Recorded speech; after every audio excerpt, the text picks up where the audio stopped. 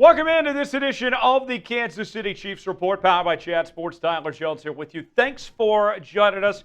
Time for another fireside chat edition of today's show. And when we do these fireside chats, it allows us to get more content to you on the channel. And what we're talking about today, with the trade deadline looming, I want to look at 5 potential trade targets for your Kansas City Chiefs ahead of Tuesday's deadline. I got 5 players at 5 different positions that we'll discuss. Granted, the Chiefs have already made some big moves, bringing in DeAndre Hopkins and Josh Uche, but could Brett Veach be working some magic to make one more move? Not a ton of cap space, around $2 million, according to the folks at overthecap.com. We will break down the possibilities of what the Chiefs could potentially do in just a matter of moments. Before we get to that, folks, want to make sure you subscribe to the Chiefs Report. I am happy to report that we just surpassed 60,000 subscribers on the channel. Salute to you guys. Thanks for making it happen and for allowing us to continue to grow together. I've only been doing this show for a couple months now, but I got to tell you, we already feel like family here on the Chiefs Report, folks. And I don't want to stop at 60,000. Let's keep on keeping on. Let's get to 100,000 as far as I'm concerned. For the latest happenings on your Kansas City Chiefs each and every day here on the channel, from daily news and rumors, live shows every Tuesday, watch parties on game day, breaking news, Q&A mailbags, and more, you need to subscribe now. You'll be glad you did. All right, the first player on our list, let's begin with Jonathan Jones of the New England Patriots. And you look at the Chiefs with where their needs are at right now. You took care of the wide receiver position. You took care of the edge rusher spot. And now the 2 biggest question marks remaining for Kansas City are the corner room with the injury to Jalen Watson, and then the offensive tackle spot with the frustrations that we've seen with Wanya Morris and Kingsley not really coming into their own. But you look at where Kansas City's at this corner position, you are looking for somebody that is ready to play right now, somebody that is an instant impact player. And I think Jonathan Jones can be exactly that. He is somebody that's got experience at outside, nickel. He's played some safety. He is your definition plug-and-play type guy, and he still played at a high level in the National Football League relatively recently.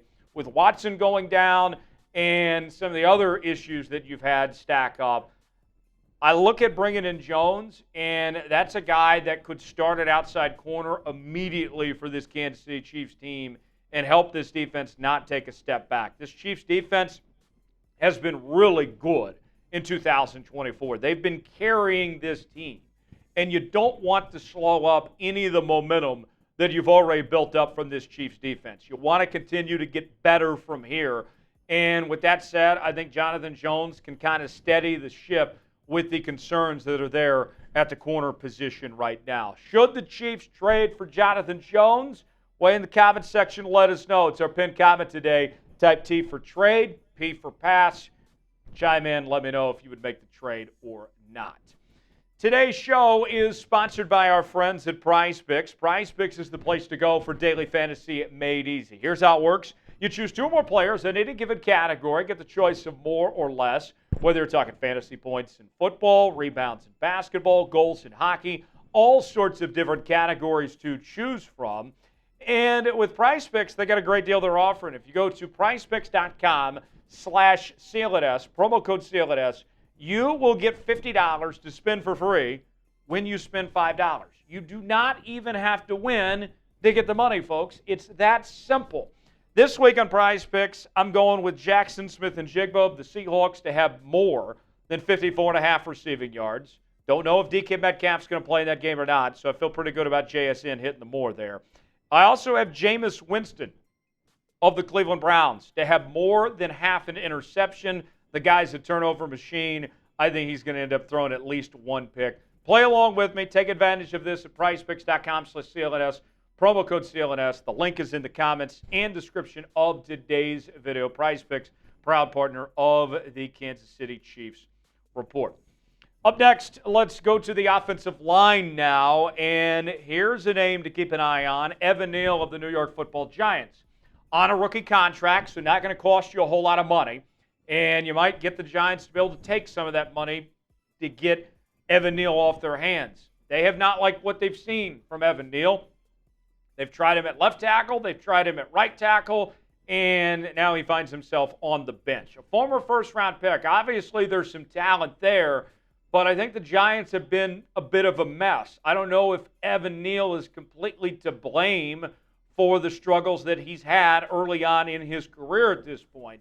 And you think about where the Giants are at, trying to get rid of Evan Neal here, I don't think you're going to have to give up a ton if you were to make this trade. You could get a player that could end up being your starting left tackle for maybe a 6th or 7th round pick. And if something were to happen to Wanya Morris or to Kingsley, an injury, God forbid, what are you going to do then at that point?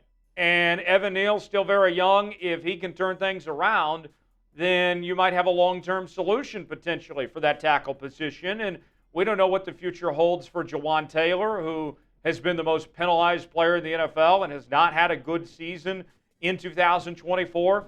Evan Neal, I think, might be worth taking a chance on if you're the Kansas City Chiefs to find some depth and a potential solution at that offensive tackle spot where things stand right now.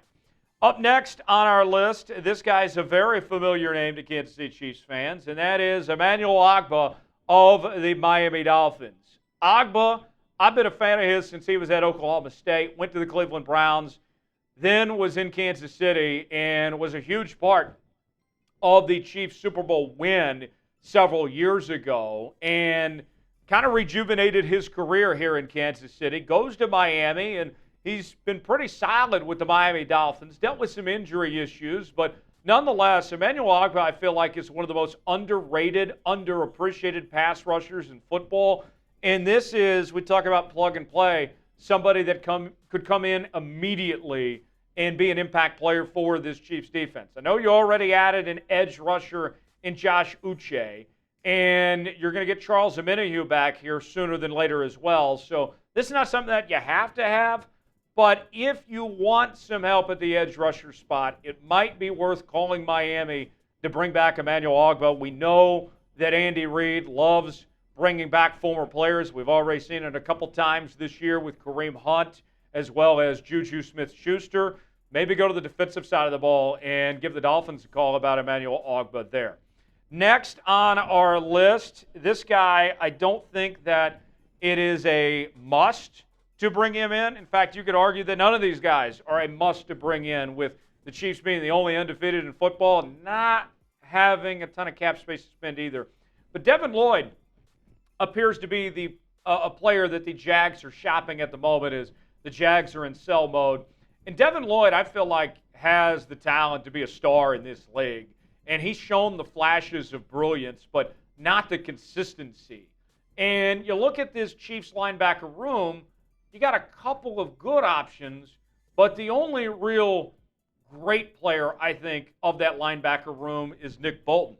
You add Devin Lloyd to this mix, and maybe you start to build for your long term and get a pretty decent player in Devin Lloyd here. I think he's worth taking a look at and seeing if you can get him for cheap potentially and have a piece that you can have for a while here. He's a guy that I've had my eyes on for a long time. I'd be very intrigued with the idea of Devin Lloyd potentially. Who's a player the Chiefs should trade for if they should make another move before the trade deadline? Who is it? Weigh in that comment section and let us know. The last player on our list, you already made a trade at the wide receiver position, bringing in DeAndre Hopkins. But there's still rumblings that the Chiefs could make another move at the receiver position with how shorthanded they are and the lack of production we've seen from both Sky Moore and Mecole Hardman. What about Mike Williams from the New York Jets? Williams has been a solid receiver over the years. He appears to be kind of the odd man out in New York with the addition of Devontae Adams here. And the Chiefs are as good as anybody about getting the most out of their skill position players. That has been one of the calling cards for Patrick Mahomes, is even when you don't give him much to work with, he maximizes those guys' capabilities. And I think Mike Williams could be par for the course for that. He's shown that he can be a good receiver. But I think you get him in this Kansas City offense, he could potentially do more. And I don't think the Jets are going to ask a whole lot for a trade for Mike Williams either. And they might potentially be willing to take on some of his contract too. Thanks for joining us here on this edition of the Kansas City Chiefs Report. Subscribe now for continuing Chiefs coverage. We're going to be all over the trade deadline here on the channel. I'm Tyler Jones. Thanks for joining us. We'll see you next time.